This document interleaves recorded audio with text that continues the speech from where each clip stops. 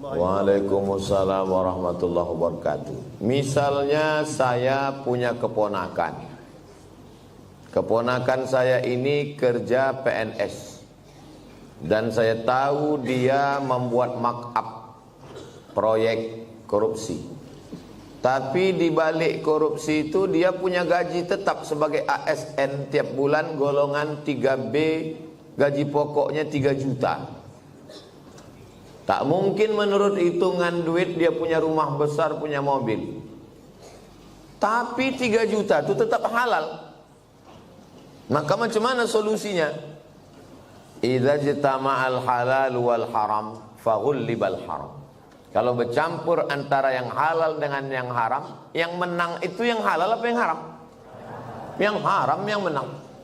Ini ada air 1 tong. Dijilat oleh anjing. Lidah anjing itu mungkin setetes. Air nih 1 tong. Dibuang nih semua 1 tong ini. Fa'ahriku, kata Nabi, tumpahkan, dibasuh dengan 6 kali air suci biasa, tambah 1 air tanah. Jadi kalau berjumpa yang halal dengan yang haram, yang menang bukan yang halal, kecuali air yang lebih dari 2 kulah. Tapi yang menang adalah yang haram. Nah, macam mana saya mau datang ke rumah dia, mau minum teh, makan lontong sayur, ketupek gulai paku? Maka karena keponakan ini udah macam anak, saya kasih tahu sama dia, kau jangan kau kerjakan yang haram ini, karena kau nanti masuk neraka jahanam. Hidup ini sementara, mati kau nanti tinggal, rumah besar nih tinggal semua. Tapi rupanya dia degil, dilawannya pula saya. Maka pas acara anaknya nikah, diundangnya saya. Maka saya bilang, aku mau datang ke rumah kau kalau kau sediakan nasi bungkus yang kau beli dari gaji kau yang 3 juta. Kalau dari duit yang subhat yang haram itu kau sediakan, aku tak datang. Kalaupun aku datang tapi jangan kau tersinggung, aku tak makan nanti. Kata dia, datanglah Wak. Dia manggil saya Wak. Kalau Wak tak datang, bagus, tak berkurang nasi aku. Gitu. Menjaga diri dari makan yang haram hukumnya wajib. Atib mata'amak, jaga makananmu, takun mustajabat dakwah, doamu akan dikabulkan Allah. Kulu, makanlah min thayyibat, yang halal, yang baik. Jangan makan dari yang haram. Kalau udah tahu orang riba, rentenir, lintah darat, jangan bertamu lagi ke rumahnya. Kalau diundangnya Pak Ustaz, datang, tapi jangan makan. Mana bisa? Bisa. Saya setiap diundang di bank konvensional, berapa bank konvensional di Pekanbaru nih ngundang saya, datang saya tausiah. Dikasihnya air putih, tak saya minum. Dikasihnya saya kue kotak, tak saya makan. Disuruhnya bawa balik, bawa ya Pak, saya bawa. Pas di lampu merah, saya kasih sama orang di lampu merah. Dikasihnya duit, saya ambil. Kasih orang duit, saya ambil. Di rumah saya buatkan 1 kotak khusus, kotak duit haram. Bertumpuk duit-duit dari orang bank konvensional. Habis itu kata Syekh Yusuf Qardawi, bunga bank dalam fatwa mu'asirah tak boleh dimakan, dibagikan untuk masalih ammah, kepentingan umum. Apalagi ini udah dekat, tak lama lagi datang duit haram, datangan. Duit haram ini biasanya datang 5 tahun sekali. Serangan fajar namanya. Kira-kira nanti kalau datang itu jamaah An-Najah mengambil atau tidak?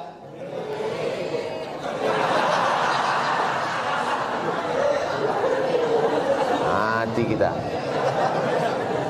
Saya dah yakin 100% orang An-Najah nih kalau ada yang membagi-bagi duit 50.000 tak akan mereka ambil. Mudah-mudahan Allah menjaga kita dari makan haram. Bedakan antara marah karena Allah atau marah karena ulah. Kalau marah karena Allah, apalagi saudara, anak kemanakan, tak akan sakit hati dia kalau kita bercakap nasihat. Aku tetap datang. Tapi jangan karena itu lalu putus silaturahim. Tetangga saya ini Pak Ustadz kerjanya riba, dikasihnya saya kue, ambil kuenya, jangan dimakan. Kemana saya serahkan? Terserah. Dibuang Pak Ustadz, jangan mubazir. kasih ke fakir miskin, anak yatim. Tapi itu dimakannya juga. Itu namanya masalih ammah, kepentingan umum, bukan kepentingan pribadi. Jelas? Jelas. Patutlah Ustaz tak mau minum dari tadi. Nah, inilah, nanti ini jamaah ini mudah dia ngambil kesimpulan. Cuma saya Bismillah.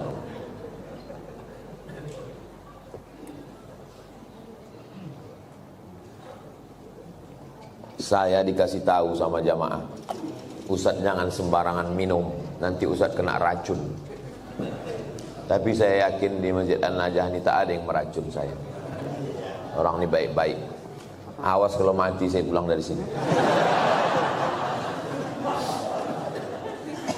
Ada ibu-ibu, nenek membawa cucu ke masjid, sedangkan cucunya itu meribut, dibiarkannya lari-lari, mengganggu konsentrasi kita sholat atau dengar ceramah. Saya balik ke Pekanbaru ini 2008, sekarang sudah 2025. Belum pernah sekalipun marah karena anak menjerit lari-lari, belum pernah sekalipun. Kenapa Ustaz tak pernah marah? Karena budak itulah nanti yang akan meramaikan masjid. Kalau kita marah ke budak-budak kecil, siapa yang akan sembahyang ke An-Najah ini nanti? Ada masjid itu kadang tak ada suara anak-anak, sepi, atuk-atuk semua. Patutlah tak ada ribut, batuk aja isinya. Cuman kadang kan tak semua emosinya bisa stabil macam Ustaz Somad. Makanya win-win solution, jalan tengah, macam yang dibuat di Masjid Agung An-Nur. Dulu Masjid Agung namanya, sekarang berubah Masjid Raya. Yang level provinsi Masjid Raya, yang level kabupaten kota Masjid Agung. Dulu Masjid Agung An-Nur itu, saya kan rutin jadwal di situ. Waktu tarawih, pulang saya tarawih, anak-anak saya tengok dibuat satu sop khusus di belakang. Heran saya, kenapa anak-anak ini tak meribut? Rupanya ada satu petugas pakai baju hijau, membawa rotan sebesar ini. Dia tak sholat, dia khusus mengawas. Pas saya jumpa, pas saya tengok gini, senyum dia. Ustaz, saya bilang, mau kau bantai anak-anak? Enggak Pak Ustaz, kalau saya pukul marahlah ayahnya. Jadi untuk nakut-nakuti aja. Bagus. Jadi nanti diangkat ada satu security khusus untuk anak-anak. Jangan anak diletakkan di celah. Letakkan celah. Pertama, anak ini memutus sop, kecuali anak saya. Anak saya tak memutus sop. Kenapa? Karena ujung senapan angin sudah dipotong. Karena di dalam itu ada najis. Yang kedua, kenapa anak ini diletak di samping? Anak ini belum mumayyiz. Macam mana cara membedakan udah mumayyiz sama belum? Kalau dia meribut, kita gini kan, itu udah mumayyiz.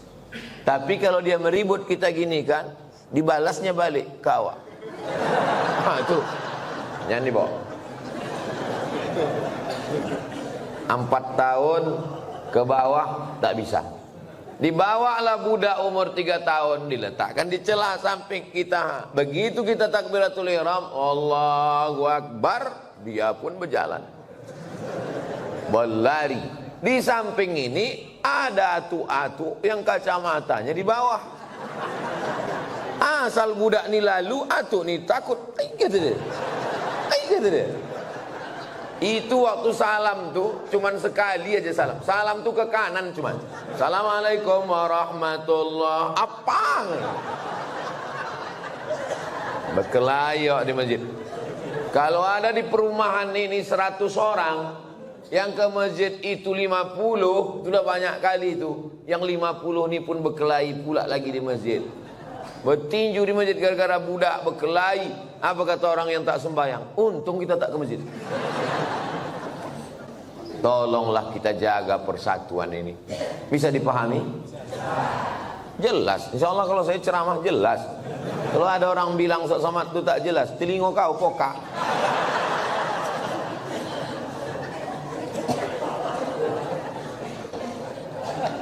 Bolehkah membaca Yasin di pemakaman Pak Ustaz?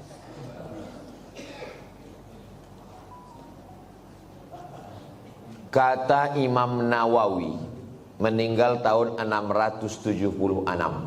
Nama kitabnya Riyadhus Shalihin min kalami Sayyidil Mursalin.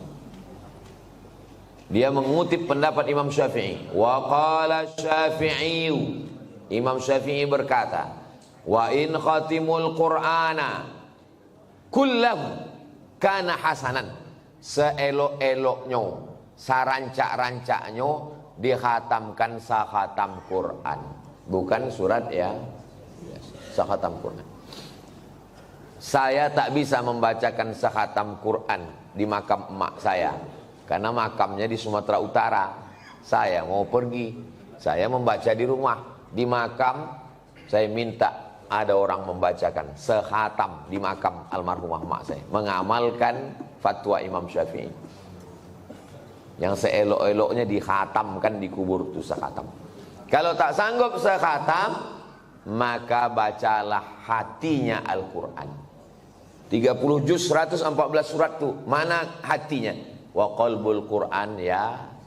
Itulah mengapa kalau kita ziarah kubur membaca surat ya. Ada 3 hati. Yang pertama qalbul Quran, yang kedua qalbul lail, yang ketiga qalbud da'i. Qalbul Quran, hatinya Quran, Yasin. Qalbul lail, hatinya malam, sepertiga malam, jam 2. Qalbud da'i, hati orang yang berdoa ketika tahajud. Berjumpa 3 hati. Hati Quran, hati malam, hati manusia. Maka kata Imam Az-Zabidi dalam kitab Syarah Ihya Ulumuddin, mungkin terkabul doa kalau ketemu 3 hati. Maka bacalah surat Yasin pada saat tahajud malam. Habis itu berdoa kepada Allah. Apa kata Imam Ibnu Katsir tentang surat Yasin? Ma quri'a fi amrin asirin illa yassarahullah. Kalau dibacakan kepada perkara yang sulit, yang susah, dimudahkan Allah.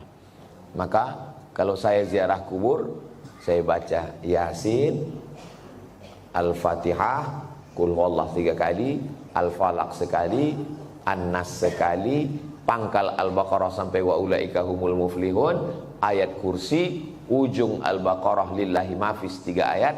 Habis itu tahlil afdalul dzikri fa'lam annahu la ilaha illallah. Habis itu hadiahkan pahalanya. Ya Allah, sampaikanlah pahala bacaan nang ku baca iko kepada almarhumah emak, almarhum ayah, atuk nenek, muslimin muslimat yang ada di makam ini. Allahumma ighfir lahum warhamhum sampai habis. Itulah yang saya ajarkan ke anak saya, ke keponakan saya. Saya kalau balik ke kampung ziarah, saya bawa anak keponakan, saya baca, saya kasih tahu. Aku membawa kau ke omak ayahku. Nanti kalau aku mati, buat pula macam yang ku buat ini. Bawa anak bini kau ke kubur aku. Paham? Yo, kata dia. Begitulah yang kita baca dalam ulama-ulama Imam Nawawi. Kalau ada orang di Pekanbaru ini yang tak percaya bahwa bacaan itu sampai pada orang mati, saya tak bisa membuktikan. Karena ini perkara ghaibiyat. Saya hanya bisa menyampaikan dalil-dalilnya. Saya tak percaya, kata dia. Ya macam mana membuktikannya? Maka kalau ada orang yang menantang saya, belum ada lagi. Saya tak percaya. Tolong nama kau lengkap sama nama ayah kau. Nanti kalau kau mati, ku kirim. Kalau tak sampai, cepat kasih kabar. Ini kan masalah gaib. Kalau masalah gaib ini yang ditengok adalah dalil. Ana Rizki, khirijin min Ma'had Nuril Hidayah Bengkalis. Sa'usallimukum ya Ustaz, kaifa ra'yukum law nastamir ad-dirasah al-aliyah lakim lan najid ridha min walidina. Nama saya Rizki. Khirijin jamak, mufrad khirijun. Saya alumni dari Ma'had Nuril Hidayah Bengkalis. Sa'as'alukum, saya mau bertanya ke Ustaz, kaifa ra'yukum law nastamir dirasa, nuwasil ad-dirasa. Laisa nastamir, nuwasil ad-dirasa. Bagaimana pendapat Ustaz kalau kita mau melanjutkan ke perguruan tinggi tapi orang tua tak setuju? Mau melanjutkan perguruan tinggi fil kharijid daulah, mau keluar negeri, tapi emak dia tak setuju. Saya ini adik-beradik 2. Saya anak pertama, adik saya berdua cuman. Laki-laki dua-duanya. Tak banyak anak emak saya. Jadi waktu saya lulus mau ke Mesir, berat dia mau lepas saya. Aku anakku dua, tak ada anak betino. Semana nanti aku dah tua. Datang uak saya, abang mak saya, menasehati dia. Harimau mati meninggalkan belang, gajah mati meninggalkan gading, manusia mati meninggalkan hutang. Harimau mati meninggalkan belang, gajah mati meninggalkan gading, manusia mati meninggalkan nama. Kalau kau tahan somat ini di celah ketiak, beginilah cuman dia. Tapi kalau kau lepaskan diri belajar, jadi orang dia, mengajar dia, mengalir pahalanya sampai hari kiamat. Betul cakap uak saya itu. Sampai hari ini di mana aja saya tausiah, pahalanya mengalir ke makam almarhumah emak saya. Maka ibu-ibu yang sayang ke anak, bukan kalian siapkan anak dalam kelambu, bukan kalian suapi, lepaskan dia sejauh mata memandang. 4 tahun aku tak balik. Kenapa tak balik? Ongkos mahal. Sampai terpikir juga di kepala, jangan-jangan aku anak angkat, anak adopsi, balik. Sampai akhirnya 2017 saya daftar S3 ke Sudan. Waktu itu umur mak saya sudah 70 tahun. Saya suruh Muhammadiyah. Saya bilang, mak, saya mau mencoba dia, kuat tak dia? Mak sekarang udah 70, di rumah ini sendiri. Aku mau S3 ke Sudan. Nanti kalau S3 ini 2 tahun aku di Sudan tak balik-balik. Apa kata dia? Pergi kau ke Sudan sampai doktor baru kau balik. Kalau aku mati, matilah, yang penting mengalir pahalanya. 70 tahun umur mak saya. Sampaikan video ini ke mak kau. Kalau tak mau juga dia nerima, tahu mak apa lah itu. Ibu kalau sayang sama anak, lepaskan dia sejauh mata mandang. Nanti dia akan balik pulang. Setelah saya punya anak, baru saya tanya, mak, berat rupanya berpisah sama anak. Oh iya. Macam mana mak dulu bisa berpisah sama aku 4 tahun? Asal udah dekat bulan puasa, air raya, ku carilah budak-budak yang hitam macam kau. Ku bolikan baju, ku undang ke rumah, ku kasih makan. Hilang rinduku ke kau. Begitu rupanya cara dia. Kadang-kadang sedang mencuci di dapur, ku dengar suara kau main bau. Oh mak, bukan tanggung melepaskan anak itu. Sedang mencuci, didengarnya suara saya itu memanggil. Jadi ibu, lepaskanlah anak sejauh mata mandang. Biarkan dia belajar jauh. Nanti dia akan balik berbakti kepada ibu, insyaAllah. Disenangkannya hati ibu. Dan kalian yang kuliah juga cita-cita tak usah banyak-banyak. Cita-cita satu aja, untuk menyenangkan orang tua.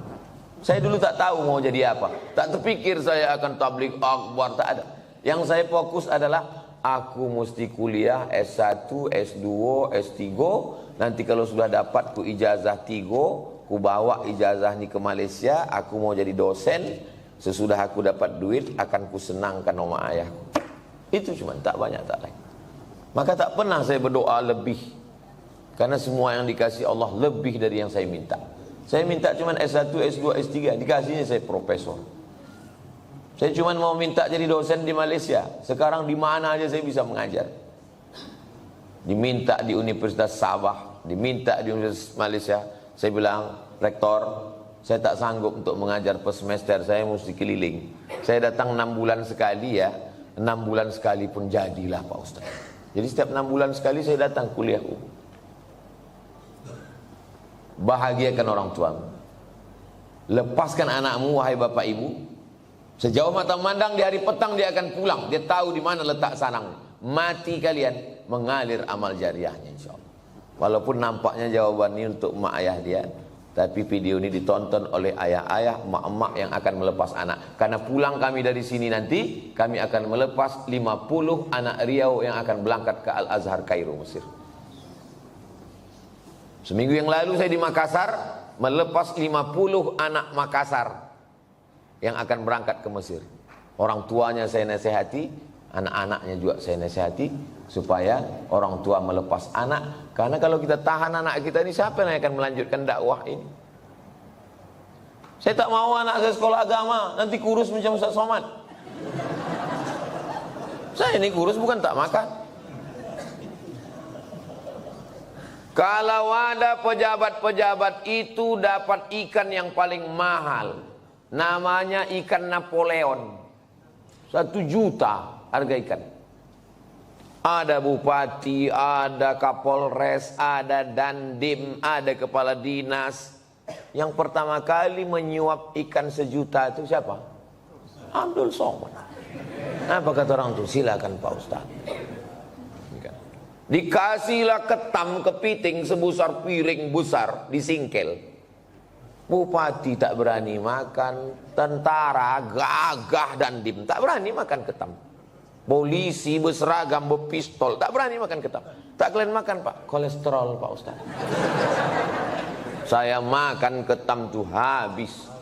Hidup saya sampai sekarang. Berani Ustaz makan, baca doanya Pak. Apa doanya? Bismillahilladzi la yadurru ma'asmihi syai'un fil ardi wala fis sama. Ku sebut nama Allah, tak ada yang bisa memudaratkan baik di bumi maupun di langit. Nanti kalau saya sakit Pak Ustaz, aku tak tanggung jawab.